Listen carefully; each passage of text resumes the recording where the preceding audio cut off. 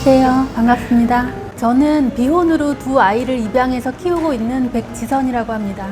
저는 20년째 출판 편집자로 일을 하고 있고요. 최근에 창업을 했습니다.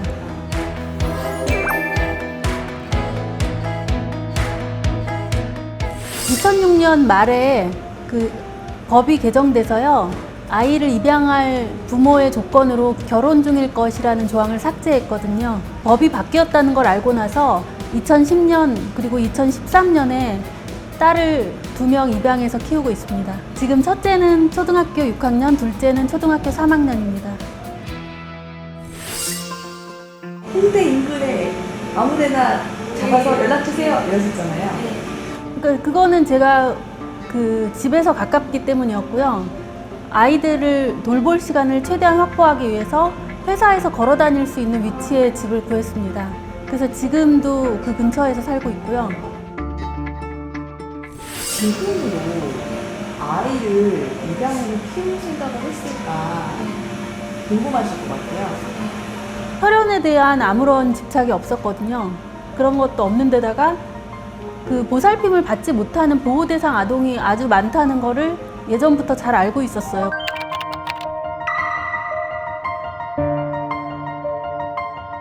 그게 경험의 차이인데 우리 애들은 정상가족 이데올로기라는 것 자체가 처음부터 없었어요. 요즘에는 학교에서 다양한 형태의 가족에 대해서 가르쳐요. 다문화 가정, 조손 가정, 그런 한부모 가정, 여러 가정 형태를 가르치는데 그 중에 입양 가정도 있거든요. 그러니까 얘가 이제 신나가지고 손을 들고서 자기는 입양 가정이라고 얘기를 한 거예요.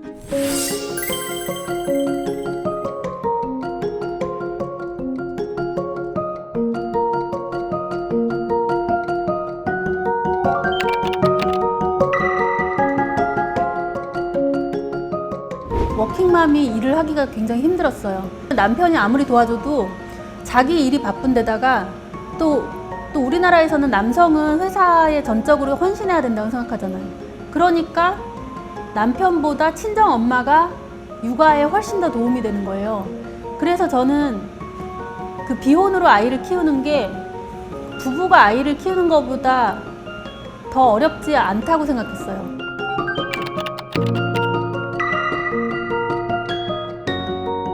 누구나 자신에게 가장 만족할 만한 그 관계를 통해 가족을 만들 수 있다는 거를 보여드리고 싶었거든요. 나 같은 사람도 있다. 누구나 어떤 정상가족 이데올로기에 사로잡히지 않고 가장 자신이 원하는 방식의 가족을 만들 수 있다. 이 얘기를 하고 싶었습니다.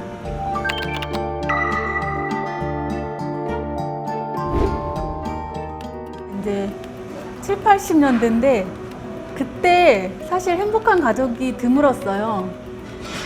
기본적으로 그 당시에는 결혼이 연애의 무덤이라는 생각이 일반적이었어요. 그러니까 우리가 정상가족이라고 하는 것들이 실제로 그 내면을 들여다보면 정말로 서로를 진심으로 사랑하고 돌보는 관계인가, 거기에 대해서 어려서부터 의문을 가졌던 거죠.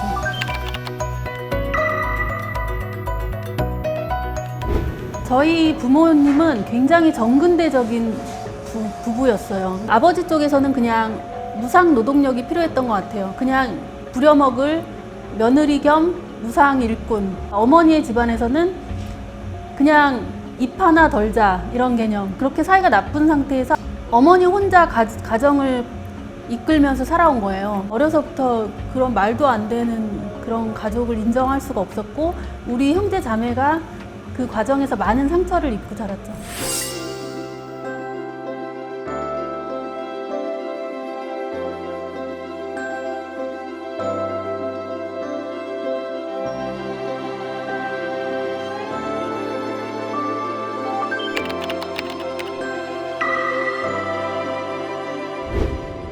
관계나 혈연 관계가 없어도 실제로 같이 살면서 서로 돌보는 사람들이 많거든요. 그러면 그게 진짜 가족이라고 생각하고 실제로 돌봄을 주고받는 관계, 그게 가족이고 그게 돌봄 공동체라고 생각합니다.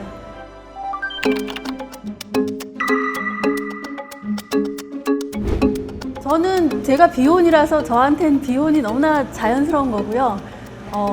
제가 비혼인들에게 특별히 전달하고 싶었던 거는 기혼이 혼자 산다는 뜻이 아니라는 거죠. 예전에 그 미드 섹스 앤 더 시티에 보면 그 4명의 여자친구들이 사실은 일종의 가족이나 마찬가지잖아요. 남자친구하고는 계속 헤어지고 막 그렇지만 그 4명의 여자친구들은 항상 정서적으로 지지해주고 서로를 보살펴주는 일종의 가족이잖아요.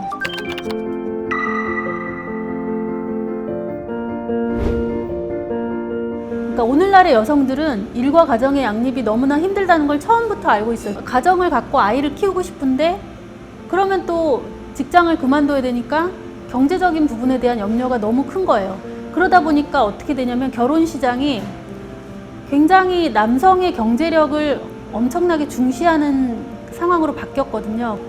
그러면 남성들이 이렇게 경제력으로 평가받고 그리고 우리가 가족을 이루고 아이를 낳고 가까운 사람들과 살고 싶다는 거는 인간의 가장 기본적인 욕구잖아요. 양쪽 다 너무너무 억울하고 인간으로서의 기본적인 그런 욕구를 충족하지 못하는 상태로 살아야 되는 거고,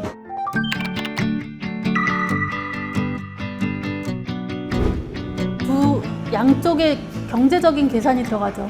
현실적으로 남성들이 더 오랫동안 직장 생활하고 또 승진을 통해서 훨씬 더 소득이 높아질 가능성이 높으니까 어차피 육아 때문에 둘 다 동등하게 직장 생활을 못할 바에야 남성을 밀어주는 게 낫다는 식으로 생각하게 돼요. 아무리 성평등 의식이 가득한 남자랑 결혼한다고 해도 이게 회사가 바뀌어야 되는 거거든요.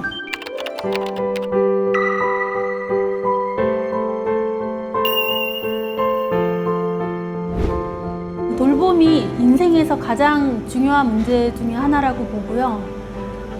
근데 지금 우리가 돌봄을 너무나 경시하고 돌봄을 일부 사람들에게만 떠맡겨 왔기 때문에 누구도 돌봄을 받을 수 없는, 그래서 어떤 사람도 자신의 노후에 대해서 안심할 수 없고 불안을 느끼게 되는 그런 상황이 됐다고 보이거든요. 그래서 우리가 여력이 될 때는 건강하고 젊었을 때는 또 돌봄을 제공하고 우리가 아플 때나 늙었을 때는 또 돌봄을 받을 수 있는 그런 돌봄 공동체를 모든 사람들이 각자 열심히 만들어야 된다고 생각합니다. 이거는 복지 정책만으로는 해결이 안 되고요. 지금도 많은 노인들이 요양원에서 저렴한 가격으로 돌봄을 받고 있지만 그게 어떤 고용관계에 의한 돌봄만 받을 때는 사실 문제가 생기기 쉽거든요. 요양원은 찾아가는 사람이 별로 없기 때문에 사실 그런 학대 문제나 이런 게 훨씬 더 심각하거든요. 그래서 우리가 노인을 집에서 돌보든 노인이나 환자를 집에서 돌보든 아니면 시설에서 돌보든 간에 항상 그들을 아끼고 관심을 가져주고 연락을 하는 사람들이 있을 때 이 복지국가 시스템도 제대로 다 돌아갈 수 있는 거거든요. 그래서 우리 모두 돌봄을 주고받을 수 있는 돌봄 공동체를 각자 만들었으면 합니다.